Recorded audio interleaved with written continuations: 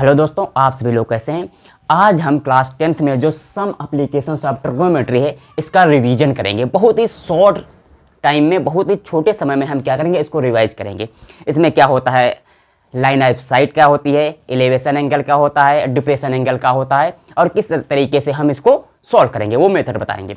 ठीक है, तो हम सबसे पहले क्या करते हैं, इसको पढ़ने के लिए हमें ट्रिग्नोमेट्रिक रेशियोज आना चाहिए। ट्रिग्नोमेट्रिक रेशियोज क्या होते हैं, साइन कॉस टैन, साइन का अपोजिट कॉसेक, और उसका कॉस का अपोजिट सेक, टैन का अपोजिट कॉट। कौन से होते हैं, देखो इसको याद करने के लिए हम एक सिंपल से ट्रिक बता रहे हैं। जैसे पी, देखो ये क्या है, ये शॉर्ट है ट्रिक। देखो इसको हम ऐसे कर लेंगे, ये पता होगा ना, पंडित बोला पंडित हर हर बोला। या तो आप ऐसे दूसरे तरीके से याद करते हैं, प्यार बहुत प्यार है हमें बहुत दूर। ठीक है, किसी भी तरीके से हमें क्या करना है, इसको याद करना है, जो ट्रिक आपको सबसे उचित लगे।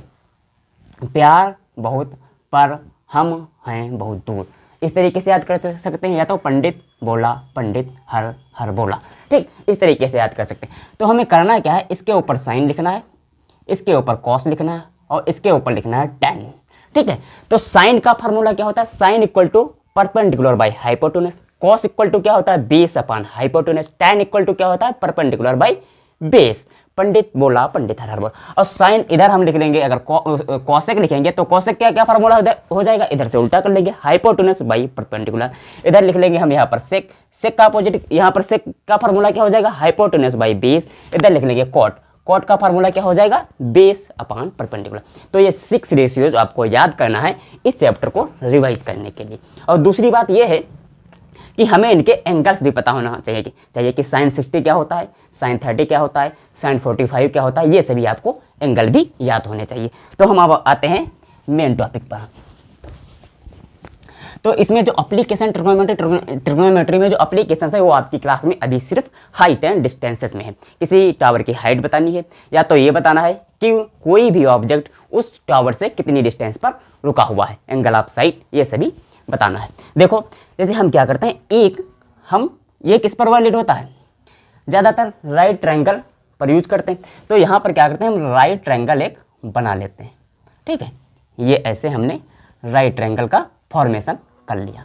देखो देखते रहना है, ठीक है, ये हमने राइट ट्रायंगल बना लिया। अब यहाँ पर भाई जैसे तुम खड़े हो, किसी को जब तुम यहाँ पर कोई दूसरा, सपोज दैट ये टावर खड़ा है, समझ लो तुम्हारे आसपास भट्ठा है, उसकी चिमनी तुम देख रहे हो। ठीक है, तो ये समझो भट्ठा की चिमनी दिख रही है, यहाँ पर त्रिशूल लगा है, उस त्रिशूल को तुम देख रहे हो यहाँ पर। ठीक, त्रिशूल लगा होता है ना चिमनी के ऊपर, बहुत ऊंचे पर त्रिशूल लगा होता है, उसको देख रहे हो। तो तुम्हें क्या करना, तुम क्या करते हो, उसको ऐसे तुम देखने की बजाय क्या करते हो, ऐसे देखते हो, अपनी ये आंखों को ऊपर ऐसे ले जाते हो, अपनी ये खोपड़ी को ऊपर उठाकर देखते हो। तो यहाँ पर ये वाला जो जिस साइड से, जिस लाइन पर हम देखते हैं, जिस लाइन से हम किसी भी ऑब्जेक्ट को देखते हैं, उस लाइन को हम क्या बोलते हैं, line of site, line of site. तो ये कौन सी लाइन हुई, क्योंकि हम इस लाइन के अकॉर्डिंग, हम इस लाइन के अनुसार इस वाले त्रिशूल को देख रहे हैं अपनी मुड़िया उठाकर। ठीक है, तो ये वाली लाइन कौन सी हो, क्योंकि ये सीधी लाइन है, बड़ी लाइन है, तो ये वाली लाइन हो जाएगी हॉरिजॉन्टल, हॉरिजॉन्टल। ठीक है, अब जो ये एंगल बनता है, इलेवेशन बनता है, मतलब एंगल ऑफ इलेवेशन। यहाँ पर जो ये एंगल बनता है इसको हम बोलते हैं angle of elevation, angle of elevation.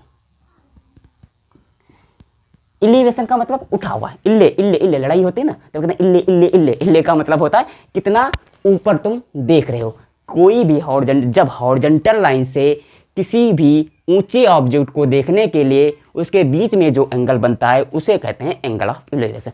ये है एंगल ऑफ साइट, वो लाइन ऑफ साइट, जिस साइड के अकॉर्डिंग, जिस लाइन में हम देखते हैं, जो हमारी साइट होती है देखने की, वो और हॉरिजॉन्टल लाइन के बीच में जो एंगल बनता है वो बनता है एंगल ऑफ इलेवेशन।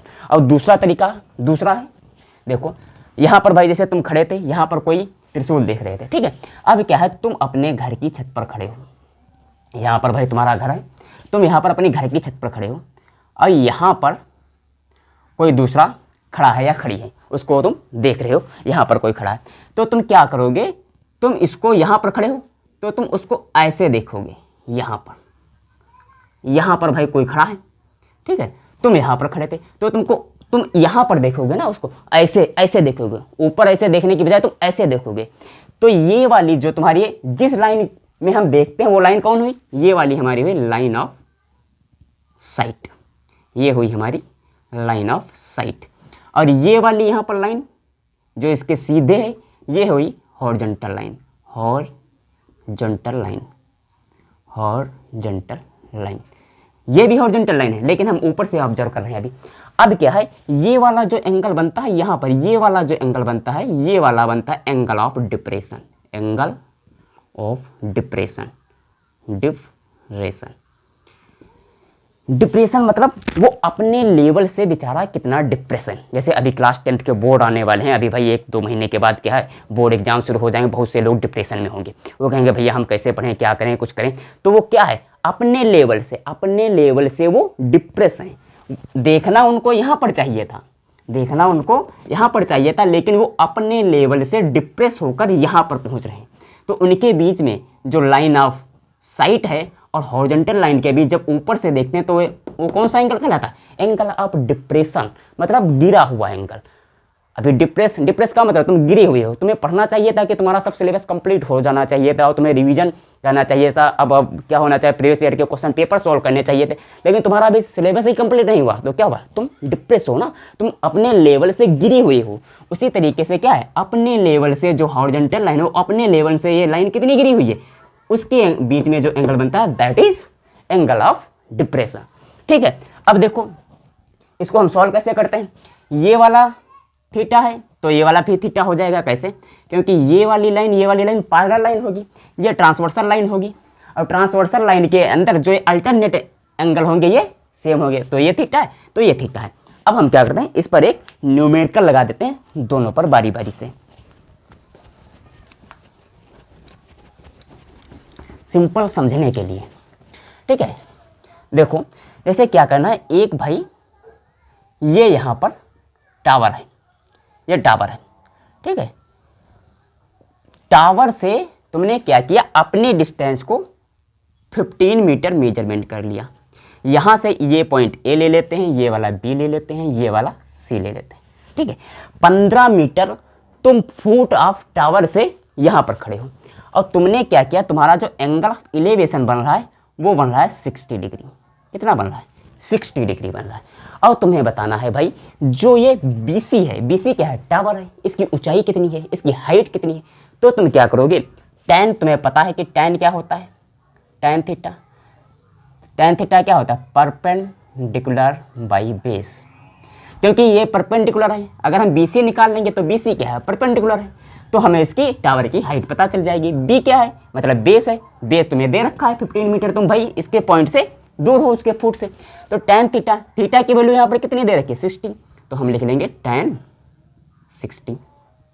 ठीक है, अब परपेंडिकुलर, परपेंडिकुलर का है BC, BC तो तुम्हें दी नहीं है भाई, तो BC हम ज्यों कहते हो लिख लेंगे। बेस क्या है, बेस तुम्हें दे रखा है भैया 15 मीटर है, तो 15 मीटर हम लिख लेंगे। अब टैन 60 की वैल्यू कितनी होती है, आपने ट्रिग्नोमेट्रिक टेबल में देखा होगा कि टैन 60 इक्वल टू √3 होता है, तो इसकी जगह पर हम लिखेंगे √3 इक्वल टू BC बाई 15। अब देखो BC इक्वल टू क्या आया, BC इक्वल टू आया 15 एंड √3 मीटर। अब इस टावर की ऊंचाई भी इतनी होगी, BC क्या है, हाइट ऑफ टावर। एक दूसरा ले लेते हैं। अब क्या करते हैं, तुम भाई अपने घर की छत पर खड़े हो, यहाँ पर खड़े हो भैया, यहाँ पर, ठीक है, यहाँ पर घर की छत पर खड़े हो, तुम्हें पता है कि तुम्हारे घर की छत की ऊंचाई कितनी है, लगभग तुमने मेजरमेंट किया कि भाई तुम्हारे घर की छत की ऊंचाई है जो वो 105 मीटर है। ठीक है, यहाँ पर कोई खड़ा है या खड़ी है या कार खड़ी है, ठीक है, कुछ भी है, यहाँ पर समझ लो कार खड़ी है, तुम कार को यहाँ से देख रहे हो, तुम पता लगाना चाहते हो भैया जो हमारे घर का या फुट है, यहाँ पर है जो नींव है जहाँ पर, ठीक, वहाँ से ये जो कार खड़ी है यहाँ पर, इसको हम A पॉइंट दे देते हैं, इसको B, इसको C। ठीक, वो सोच रहे हो कि यहाँ से ये यहाँ पर कितनी दूरी पर खड़ी है, कितनी डिस्टेंस है उसके बीच में। तो तुम्हें पता है कि तुम्हारे घर की बिल्डिंग जो है वो 105 मीटर ऊँची है। अब क्या है, तुम्हारा लेवल देखना चाहिए था यहाँ पर, और तुमने देखा है कि जो एंगल ऑफ डिप्रेशन बन रहा है वो 30 डिग्री का बन रहा है। कितना बन रहा है, 30 डिग्री का बन रहा है। अब हमने बता रखा है कि ये वाली लाइन जब पैरेलल है तो ये वाली ट्रांसवर्सल हुई, जब 30 ये है तो ये वाला भी 30 हो गया। देखो बन गया ना इसी के अकॉर्डिंग। अब इसको हम आसानी से सॉल्व कर लेंगे। अब वही tan थीटा इक्वल टू क्या होगा 105 बाई इसकी लाइन ए बी तो तुम्हें पता नहीं है, वही कैलकुलेट करनी है भाई। जो ये कार यहाँ पर खड़ी है वो तुम्हारे फुट ऑफ बिल्डिंग से कितनी दूरी पर खड़ी है, कितनी डिस्टेंस पर खड़ी है, तो tan थीटा कितना हुआ, tan थीटा की वैल्यू कितनी है 30 और यहाँ पर क्या 105 डिवाइडेड बाई ए बी। अब 30 की वैल्यू क्या होती है, tan 30 की वैल्यू होती है 1/√3, तो इसकी वैल्यू है 1/√3 equal to 105 divided by A B. अब देखो ए बी इक्वल टू क्या आया, ए बी इक्वल टू आएगा 105√3 मीटर। यानी कि ए बी क्या है, ए बी वो डिस्टेंस है ए और बी के बीच में, जो डिस्टेंस है तुम्हारे घर से यहाँ पर कार जो खड़ी है वो 105√3 मीटर की डिस्टेंस पर वो खड़ी है। अब इसमें से न्यूमेरिकल आप लगाते रहे और प्रैक्टिस करते रहे। मैथ ऐसा सब्जेक्ट है ना जिसमें क्या है कि आपको प्रैक्टिस करने की बहुत ज़रूरत है। एक दो न्यूमेरिकल लगा लेंगे, एक दो सवाल लगा लेंगे, नहीं आएगा। इसको रोज प्रैक्टिस करते नहीं। अभी जैसे ट्रिग्नोमेट्रिक रेशियो होते हैं साइन कॉस टेन, इसकी वैल्यू नहीं याद हो रही होगी ना फार्मूला याद रहेंगे, साइन इक्वल टू क्या होता है, परपेंडिकुलर बाई बेस होता है, क्या होता है, इस तरीके से सब याद नहीं हो रहे। अगर आपने क्या होगा एक दो एक्सरसाइज लगाई होगी तो आप उस फार्मूलों को भी आसानी से याद कर सकते हैं, उसके ट्रिग्नोमेट्रिक रेशियोज को भी आसानी से याद कर सकते हैं, उनकी वैल्यूज़ को भी याद कर सकते हैं। इसलिए आप इसको प्रैक्टिस करते रहिए और आगे न्यूमेरिकल और सवाल लगाते रहिए।